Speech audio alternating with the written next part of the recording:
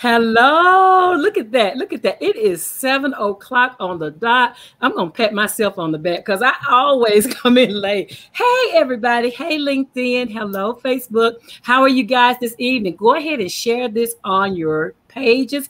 Tell your friends, tell your family that the Business Plug Mixer is on. And I have a wonderful guest. We're getting ready to have a great conversation. Before we go there, let me tell you about Tuesday at 5 o'clock. If you have a for-profit business, and you're interested in finding out what grants are out there for your for-profit business, I'm doing a training session on Tuesday at 5 o'clock Eastern time, and it's all online. So I have put the link in this description of this video, along with how you can get in touch with my guests after we're finished. But this is to help you if you are a for-profit business looking for business funding. I'm going to help you find the funding for your business. And this is not some cookie cutter class. I am actually dealing with the businesses who are in the class with me. I'm going to show you how to find the money, that debt-free money that everybody's looking for, so you can apply for those grants you see everybody else getting. If you're here, go ahead and tell us hi. Let us know you're here. Tell StreamYard that you allow them to see your name, so that way we can know who we're talking to. If you're on Facebook, go ahead and share it. If you're on LinkedIn, go ahead and share it too. So this afternoon, it's evening, I'm going to introduce my guest. Hey, Greg. How's it going? Tell us about you. You know, I was just sharing it on my Facebook pages. My name is Greg Funderburg, and I am so honored, so thrilled to be here with Ms. Linda on the Business Plug. And I am a news anchor in Chattanooga, Tennessee at the ABC Fox affiliate. I have been here. Can you believe it'll be 8 months? No, 8 years. 8 years next month. Wow. Wow. Time is flying. Hey there. Hello, everyone. But yeah, so Greg, let's back it up. Let's talk about where you come from. Tell us about Greg. I'm from a small town, Sylacauga, Alabama. It's about 12,000 people, and people may say, where is Sylacauga? Well, Sylacauga is a small town that is about 30 minutes south of Birmingham on Highway 280. So if you're driving on 280 from Birmingham, you'll run right into Sylacauga in about 30, 35 minutes. Oh, wow. Okay. So what are they known for? You know, they are known for their marble. They're also known for Jim Nabors from the Andy Griffith Show. Yeah. He is from Sylacauga. He grew up in Sylacauga, and Greg Funderburg is from Sylacauga. Absolutely. So yeah, so you're in Sylacauga, Alabama, and all of a sudden one day you want to grow up to be a news anchor. You know, that came a little bit later. Originally, when I was a kid, everybody thought I was going to be a mortician. So when I was a child, I used to actually take little toys from McDonald's and Burger King that would come with your kids' meal, and I would take them and have a funeral. I had a cemetery in my grandmother's yard, and I had a cemetery in my parents' yard. And so I would have funerals with my cousins. And so everybody thought I was going to be a funeral director. My dad even said, oh, this boy's going to be a funeral director one day.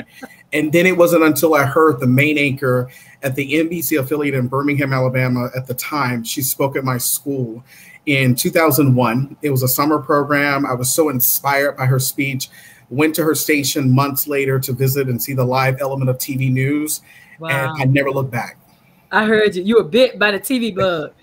You know, I couldn't, you know, and the thing about it is I went to my school shortly after that, and we were going around the room talking about what we wanted to be when we grew up. And I raised my hand and I said, you know, I want to be a news anchor reporter. And my teacher at the time, when I raised my hand and said that in front of the class, she says, Greg, I don't think TV news is the career for you. Maybe you should choose something else. And because my parents had always told me I can be whatever it is I want to be, I did not allow that teacher's words to discourage me from my goal and my dream. Wow. And so I use her words as ammunition to succeed. I love that. I love that. You know, who has a similar story is Steve Harvey. Mm-hmm. He has a very similar story and about send a teacher a TV every year. So you need to send her a TV so she can catch your evening news. That's a good idea. So yeah, but people don't realize the power of words. When you're a young person, like you're exceptional, because most people hear that from an authoritative figure and they shut it all down. And you know, I've spoken at so many schools and churches and civic organizations over it'll be 15 years, believe it or not, Ms. Linda. This Saturday will mark 15 years I've been in TV news. Congratulations. Thank you. It has been a long journey. And I will tell you, I've spoken at so many different places, and I've heard the same similar story that I went through. But the difference between my story and other people's story, they allowed that counselor, that teacher, that family member, that church member or community member, discourage them from going towards their dream.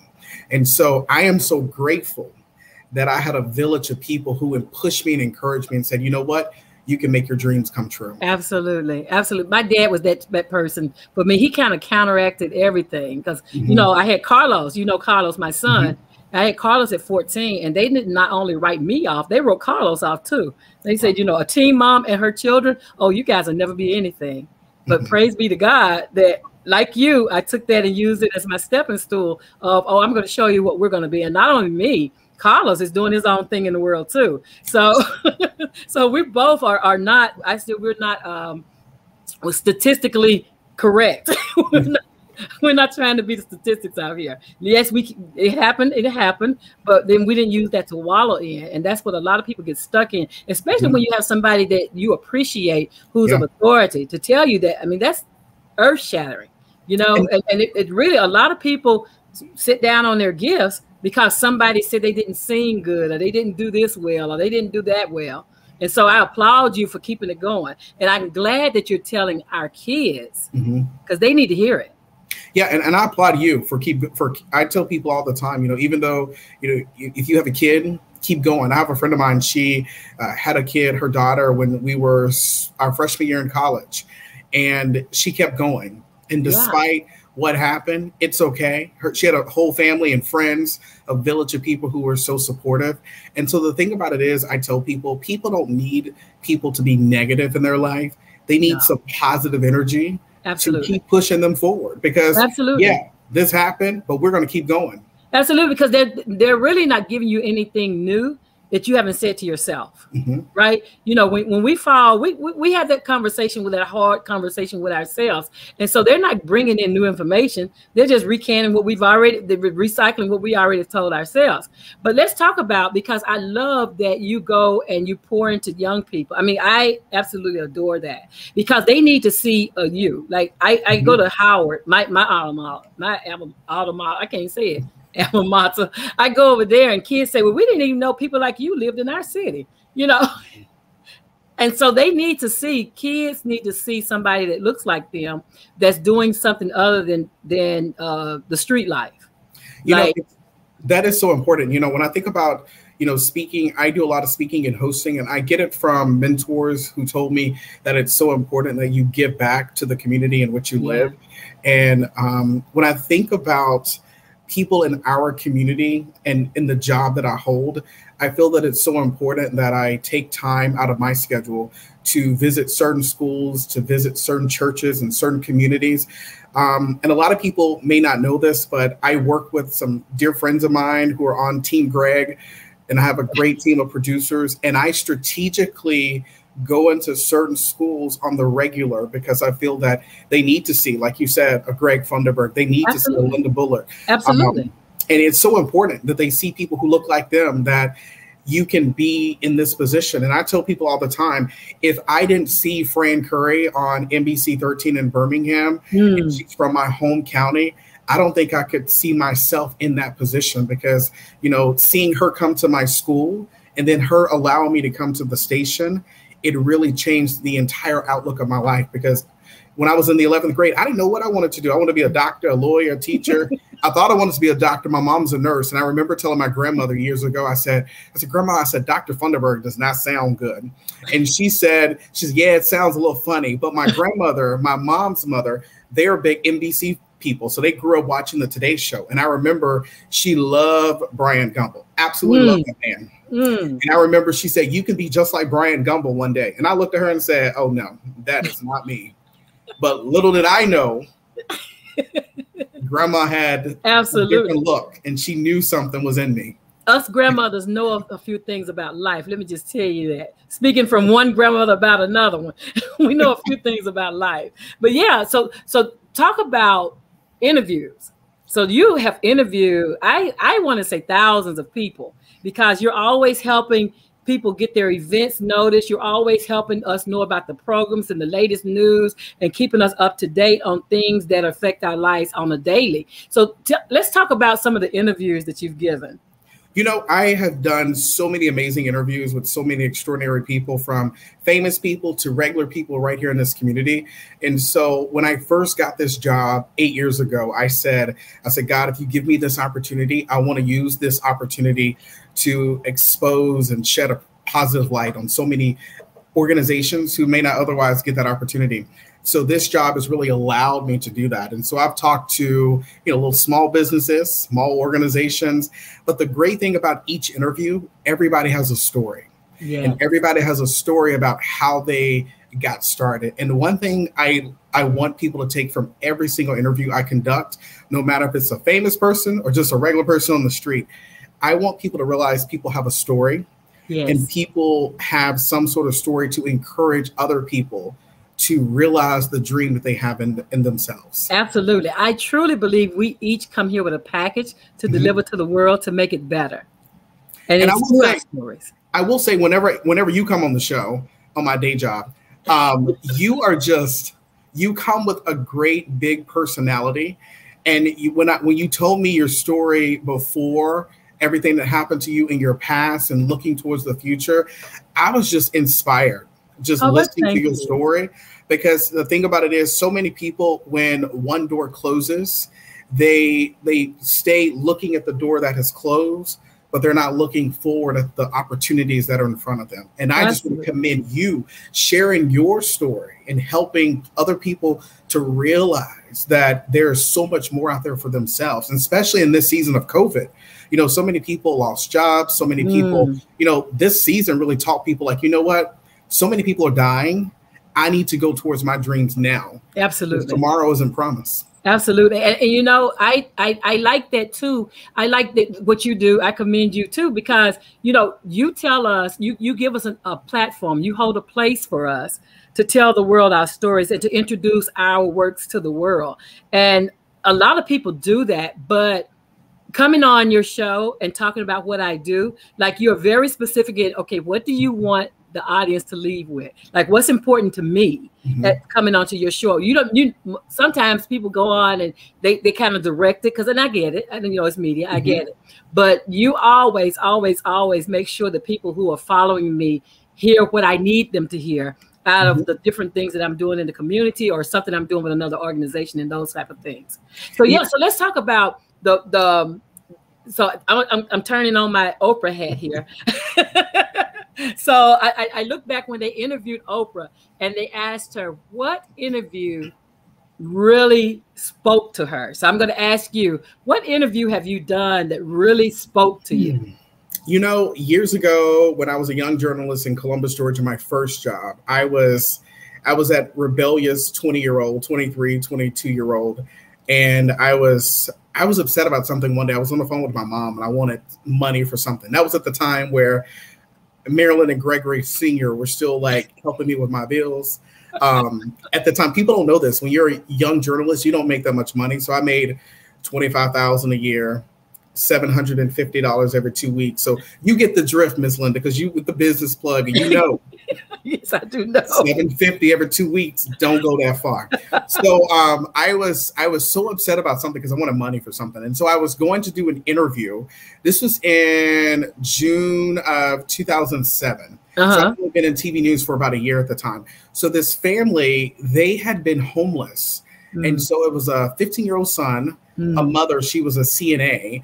And the daughter, I think she was maybe 10 or 11 at the time. And so they were homeless. And they went into a homeless shelter a couple days after Thanksgiving of 2006. So then they went into a homeless shelter. The mother got her license to be a CNA, a certified nursing assistant. And then she was able to save money, get approval to get a house through Habitat for Humanity.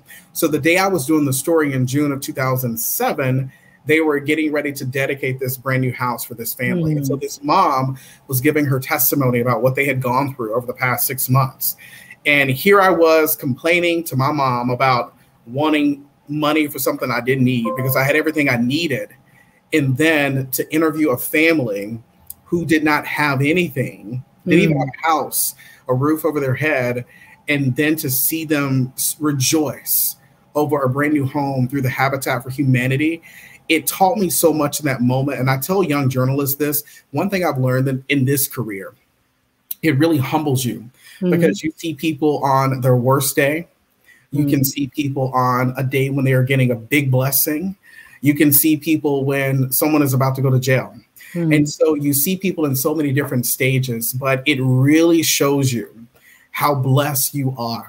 And a lot of people don't realize how blessed they are. You know, you can just have the basic necessities. That's all we need. And the rest does not even matter. And one thing I learned is that I've interviewed so many famous people, rich people, people who have a lot of money. And the funny thing about the rich people who have a lot of money, you wouldn't even know they have a lot of money because they're just regular people. If you look at, you know, Bill Gates, he always has on like a button down or a t-shirt, and he just keeps going. And so a lot of these people, they just live regular lives, but people who are trying to put on this show that they have a lot, they are going broke trying to appease people and make themselves look good in front of people who really don't matter. Exactly. I think getting to that, because we get stuck. You know, I was at TSP last week, and they showed a clip from Baby Boy, and it was where him and his friend was in that parking lot. He said, "How many labels do you have on?" He said, "I've counted 5. How many labels do you have on?" He said, "Are you a buyer or are you a seller?" And you know, that's really important for us to understand. Are you a buyer?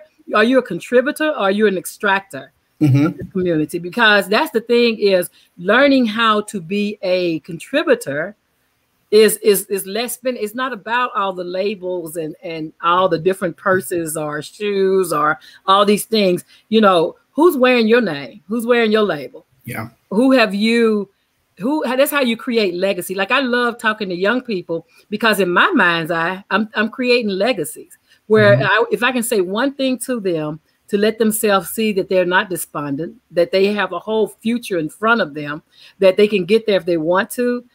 That's why I go and speak to young people. Anytime I get an invitation, I go tell them about my story and take them my book, because I was at the bottom, and now I'm here. I didn't just get here. You know, it's been a climb, but inspiring other people, I think, is what we are here for, is to show people a different way, how to do a different day, right? Yeah. And I'm glad you said that. You know, Jennifer Lewis said once that the elevator to success is broken. So you got to take the stairs. Got to take the stairs.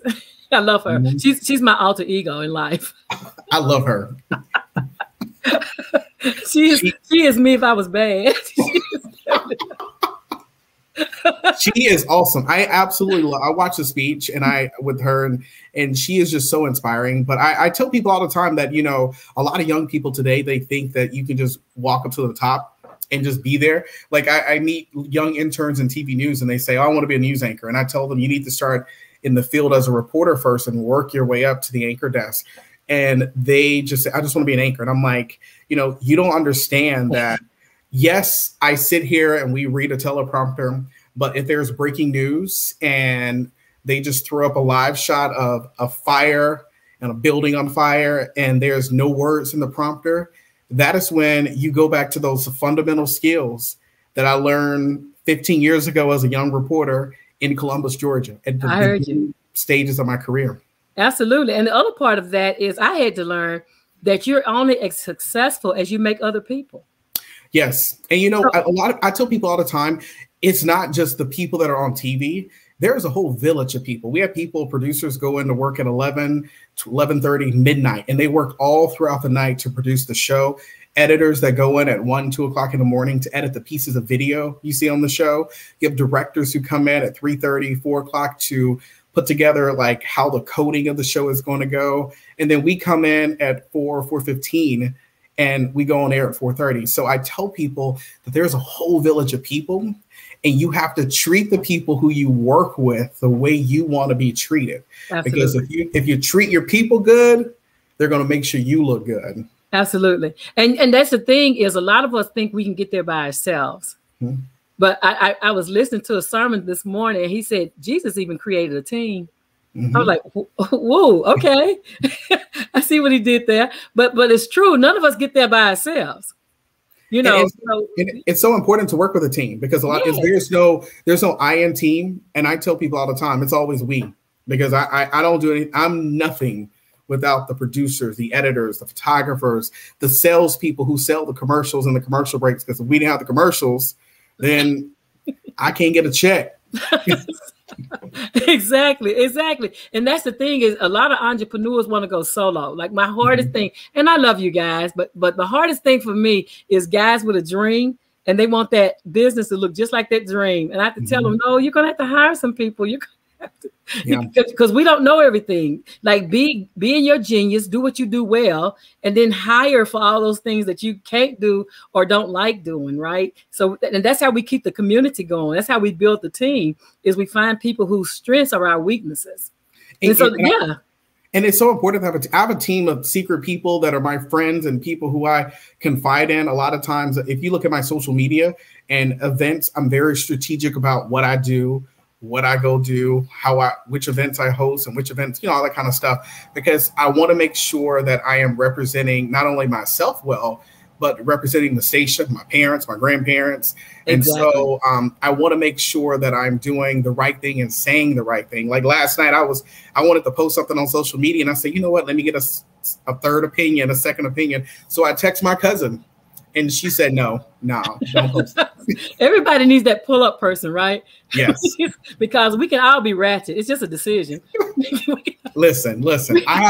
We all have that ratchet person in us. I have that ratchet person, and the good thing about the ratchet person in me, I have the sense, and you have the sense to go ask somebody, what do you think about this?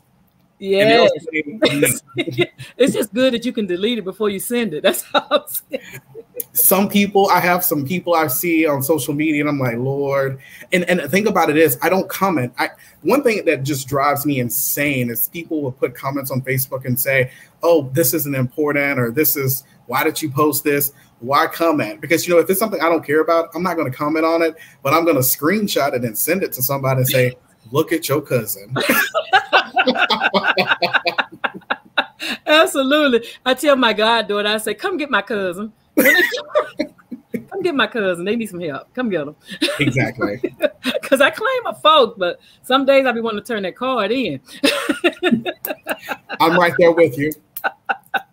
But yeah, so when you're talking about, okay, so that is the interview that got to your soul. Mm-hmm. So what is the interview that after it was over, you had some comment, you thought, reprocessed it, and you're like, okay, I probably should have did X.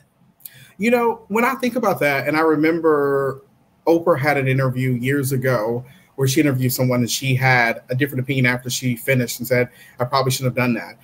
I don't have any specific interview that I wish I had not done, but I do have a few interviews that I probably wish I would have vetted them a little bit more to get more information. Okay. Because what happened, someone came in for an interview and they said, oh, we're having this event at this location. And then the location called and said, hey, they didn't book any event at our facility. Oh. And so we dealt with that. Oh, so, yeah. Yeah. So I haven't had anything where it was really bad. It was just someone who said they were having something and they had not done the work on their part to make sure they had, dotted all the I's and crossed the T's on the contracts, all that kind of stuff. So that's the only time I would say that I've ever had something that happened that I said, I wish I would have done a little bit more work on. And speaking of interviews, so if somebody's wanting to go on TV, your show, or in general, what are the basic things they need to know about getting on TV? Because everybody wants to be on TV. I'm so glad you asked this question because I can listen. People always want to come on the show, on the morning show, and people come and they say, I want to come on and advertise my business. And a lot of people don't realize there's a difference. So the morning shows on any station is typically more of a newsy type show, where more of events, segments about, depression or, some topical issue or something topical happening in the news. We don't typically have people on the show to talk about their business. The only shows that are like, we have like a sales driven show that's at 12:30 in the afternoon on my station called This and That. So you have to pay to be on that show. And so there are other stations where they have paid segments where you can come on and literally talk about your business for X amount of minutes, but you're going to pay $500 plus to be on that show. So when you come on the morning show, typically those interviews, like a lot of people say, you know, I want to talk about I'm gonna give you this example, wing business. You know, wings, everybody likes wings. So typically we won't have you come on to talk about your business, but when Super Bowl time is coming around, everybody's talking about wings. So it's a topical news story. Absolutely. So then we can talk about wings. Or if it's National Ice Cream Day, we can't bring your ice cream business on to talk about ice cream just because it's ice cream, just because you want to talk about your business. Well, later on, I think it's the end of July, if I'm not mistaken, is National Ice Cream Day. So then at that time, we'll have somebody come in and say, hey, today is National Ice Cream Day, and we're talking to whoever. So, and the thing about it is you reach out to the station weeks in advance. Don't wait until the week of the event and say, Greg, can you fit me in? No. We can't do that. And a lot of people not doing. And people don't realize how, and used to, I would try to make things like that work, but then they don't realize that when I'm trying to make things like that work, I'm having to say, okay, Ms. Linda booked 4 weeks ago and properly booked, and she's set for Friday. Then I have to call Ms. Linda and say, hey, Ms. Linda, I know your interview is scheduled for Friday, but is it possible we can move you to this day because your interview is not time sensitive? And I stopped doing that because it's not fair to the people who took the time to book 3 and 4 weeks out. And just because you waited until, like, I've seen your event posted on Facebook for weeks and weeks and weeks, but then you wait 3 days before and say, oh my God, can you get me on the show? Yeah, that's not, and I guess that's the understanding that timing is critical. Yes. And so, yeah, they think you're just being mean, but they don't understand the back office of the back things that have to happen in order for them to come on your show. And the other part about it is now that we're in COVID, or we're coming out of COVID, but we're pre-taping interviews. So they're taped. I tape on Tuesdays and Thursdays after the morning show. So every 10 minutes, I'm taping an interview. And so, and then the thing about it is you have people that are not on time. Oh, so then it's like we're pushing back interviews. And a lot of times people forget that I've been in the studio since 5 in the morning. And so literally I am going and taping interviews. It's like, just be on time. And when we do those, we're taping for weeks in advance. So we're getting ahead because of COVID. Yeah. So it's been hard, you know, but, you know, I try to help people as much as I can. And I always tell people, as you would probably say, help me help you. Yeah, exactly. Exactly. How can you help me help you? Because I do want to help you, but, you know, the restrictions are the restrictions, right? And don't wait till the last minute. So be on time. Make sure it's a not just about your business, that is actually a topical subject that is newsworthy. Exactly. And what else? And that's pretty much it. And just and send the right people to come on the show. The people who are going to be animated, very personable. You know, it's hard getting on TV doing an interview anyway, because it's so nerve-wracking. But just send the people who are just very knowledgeable about the event. Sometimes you have, you know, people that come on the show and they say, I'm the one that's doing the interview, but I'm going to bring Ms. Linda because Ms. Linda is a sponsor and I just want her to be here. And so then when you're sitting there for an interview, and I say, well, Ms. Linda, tell me a little bit about why you want to be a part of this interview, why you want to be a part of this event. And then you hear an answer and it's like, oh, I just wanted to support my friend Greg Funderburg on his event. Well, that's not an answer. I'm thinking, in my mind, I'm thinking, why are you here? I know that's mean to say, but I'm just like. But it's the truth, though. This is a truthful interview. We're accurate news over here. We're giving the skin, and we're giving you the behind the scenes so you can get yourself ready. Yeah. So if you are the person that know all the information, just come by yourself. Yeah. Yeah, exactly. Because if you have a person there, they should be somebody with information, not just a space warmer. Exactly. And then you have sometimes when you say, oh, we're going to have 2 people on the show. And I'm like, okay, cool. Then they get there. Then they bring 4 or 5 people with them. And then they tell the producers, oh, Miss Linda and my cousin and such and such and such and such are going to be on TV as well. And then the producer comes to me and it's like, you told us 2 people, but they're saying 5. And then I have to be a bad person and go in the green room and say, look, we only have 2 microphones. Which 2 of y'all are going to be on TV? And then they'll say, can they stand behind and be there for support? But then it looks crazy with me interviewing 2 people and then the other 3 people behind you not and it's talking. a crowd. It's a crowd behind. And listen, I can write a book on the things I've dealt with. One day I am going to write a book about it. We're going to do better, though. We're listening to this, and we're going to do better. We're going to do better because we're not going to go in TV and have our first appearance to be all jacked up and get blackballed for life. Don't bring them on TV. Look, I'm not going to blackball you. I just no, other stations will be watching. Like, we can't have them over here. Yeah. So those are just some of the basic things. And the thing about it is, don't wait to the last minute. Go with something topical. Send your best people. And more importantly, if you're going to send pictures and video ahead of time, send the pictures and videos ahead of time, but let the station know who they need to credit for that video. Because just because Miss Linda gave you some pictures and said you can use them to promote your event, we still need to give her credit for the pictures she shot. Absolutely. Because then if we don't credit Miss Linda, then Miss Linda gonna think Greg Funderburg took her pictures off her website and gonna call the station and say, we're gonna sue you. That's just like things like that. So like a lot of people don't think about that kind of stuff. Right. You really have to think about it when you are submitting information to any station where you want to go. Because that's somebody else's intellectual property. And there's copyright laws and all kind of things that could be troublesome. But yeah, so yeah, I love this. I love this interview. I do. I'm learning so much. see, you getting the real Greg today. We're getting the scanning. So these people are gonna come when they contact you or any news media, they're gonna be on point and they're gonna say, well, I heard this guy named Greg say. Yeah, and that's good. It's gonna make it better. It's gonna make it better. So when we're talking about special events and going out and speaking and all of that, like what is the thing that people ask you for mostly? You know, just ask me in general. What topic do people mostly request from you? You know, I speak at schools and churches, and so I get a lot of topics about getting young people, sharing my story about how I got into TV news, how did I stay in TV news, just basic motivation to get people to stay.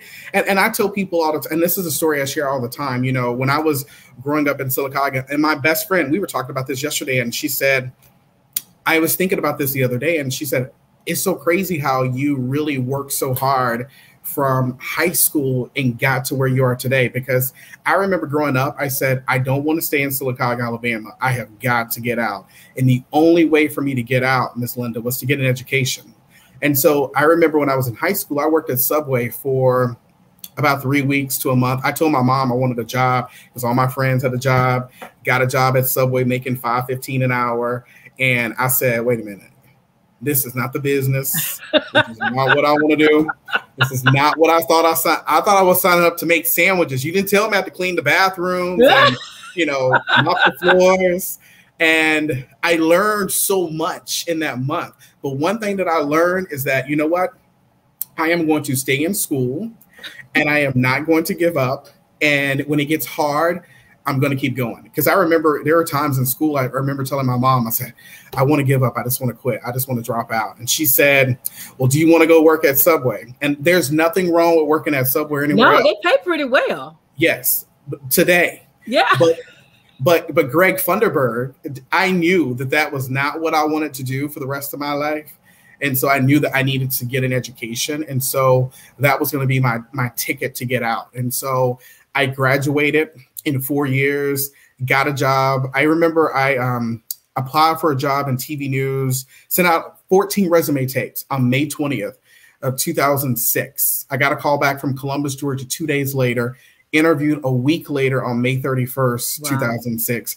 And then they called and offered me the job on June 6th. And I remember calling my mom first. And I said, I got the job. I got to go look for an apartment. And I remember the excitement that they were so excited because I was going to, my dream, this is all I had talked about since the 11th grade. And I remember calling my dad, like, Dad, I got a job. I'm making $25,000 a year, my first job. You know, everybody's excited, but I said, they knew that they were going to have to help me out because I wasn't poor. I was po. Like I wasn't making no money. Couldn't afford the O and the R. No, couldn't make no money. I didn't make that much, but over the course of a couple years, you make more money in TV news. But one thing I learned during that time is I learned how to budget and save and do more with less. And so I learned some fundamental lessons from my parents over the years. But the lessons that my dad tried to teach me years ago, I thought like my mom a lot when I was in high school and college.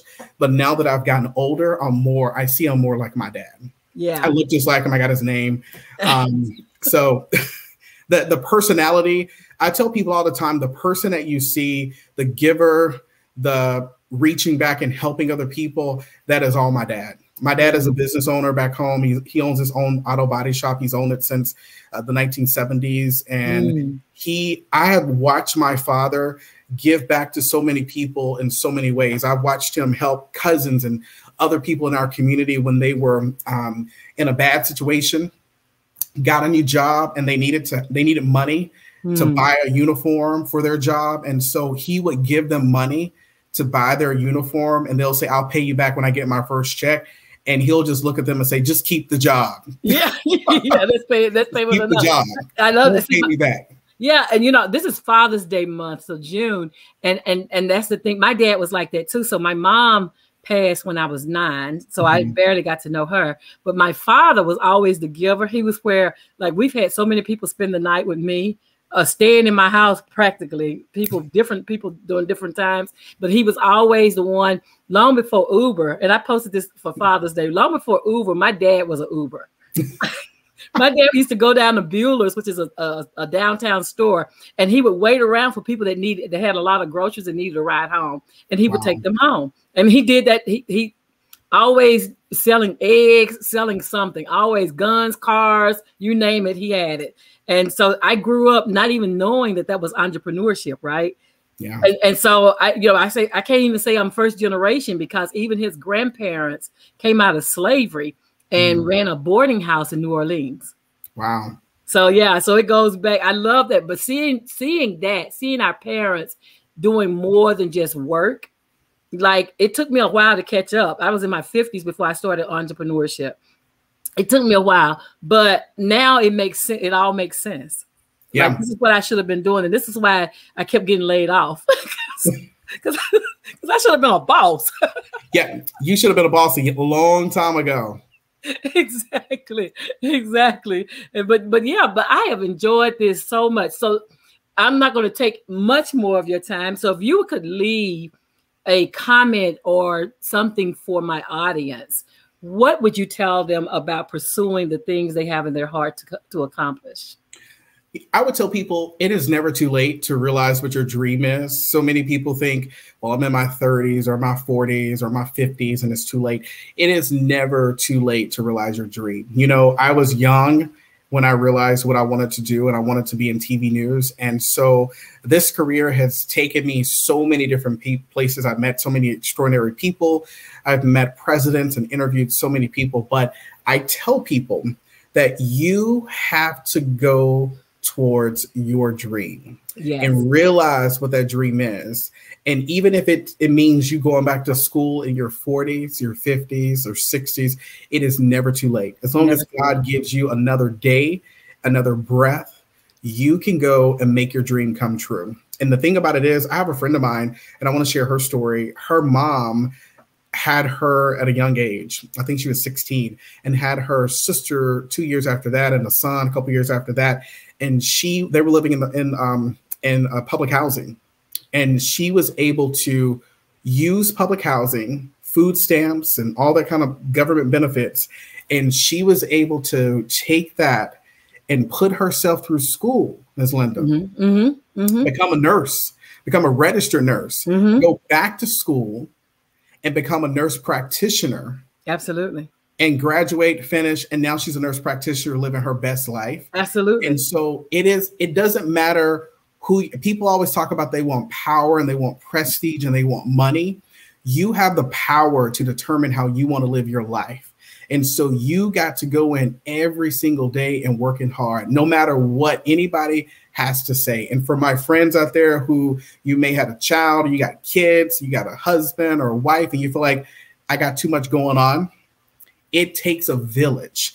If you know a family member who wants to better themselves, it takes a village of people to help us to get to a better place. Yes. And so don't sit there and be negative and say, oh, she had a child, or oh, she did this, or oh, she's out being fast. You know what they say in our communities. So the thing about it is, you have to encourage and push and motivate.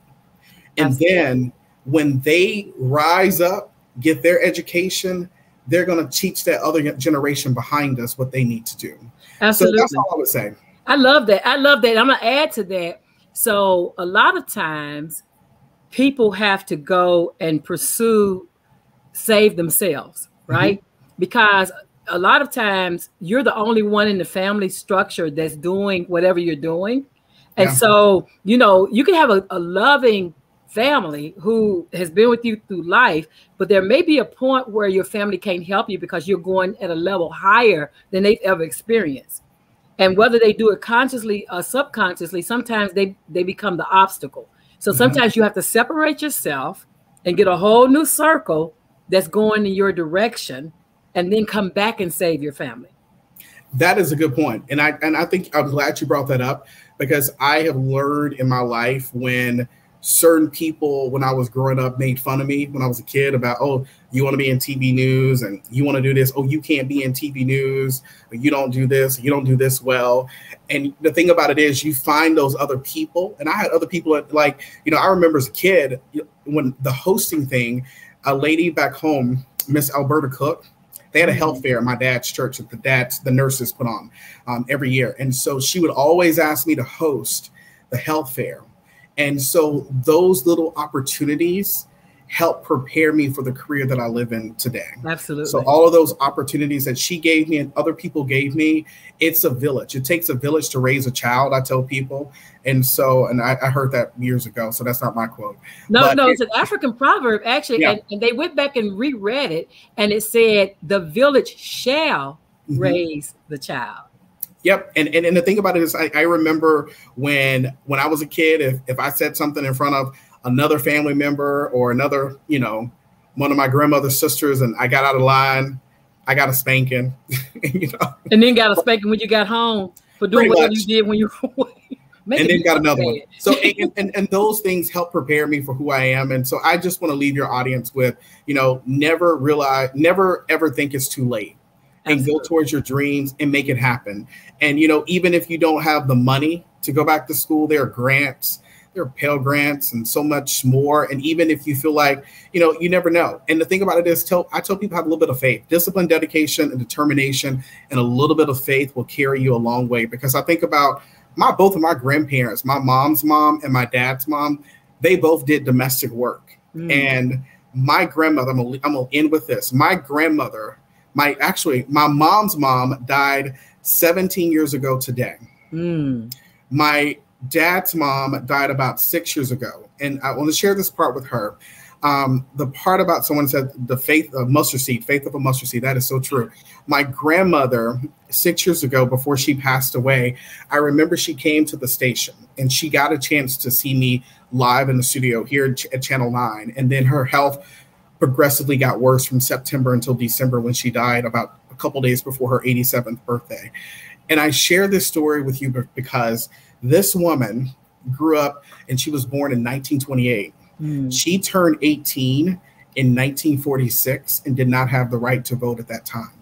Growing up in Alabama, and she saw the civil rights movement, the marching from Selma and Montgomery and Birmingham, and all the turbulent times during that horrible time period. And she raised 4 amazing children.